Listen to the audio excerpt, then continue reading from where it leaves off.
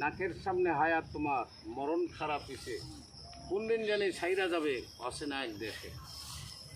প্রিয় ভাই বন্ধুরা, সকল মুসলমানদের উদ্দেশ্য নিয়ে কথাগুলি বলছি। এই দুনিয়া থাকার জায়গা না।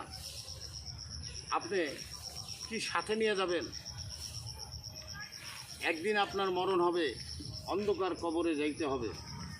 সেই ঘরে আপনার কে হবে সাথী, কে দিবে আপনাকে বাতি, কি আর থাকবে আপনার পুঞ্জি, জানা নেই। আমি এখনও আপনাদের জন্য বলছি, সকাল এবং সন্ধ্যায় বেশি বেশি তওবা ইস্তিগফার পড়েন, আর বেশি বেশি নবীর শানে দুরূদ পড়েন। শাফায়াতের কান্ডারি একমাত্র দুজাহানের বাদশা, কুল কায়নাতের বাদশা নবী মোহাম্মদ মুস্তাফা সাল্লাল্লাহু আলাইহি সাল্লাম, অন্য কেউ আপনাকে সুপারিশ করতে পারবে না। প্রিয় লোক সকলগণ, আমার কথাগুলা এখন হয়তো ভালো লাগে না, আলাক মুরু হক কথা চিতা,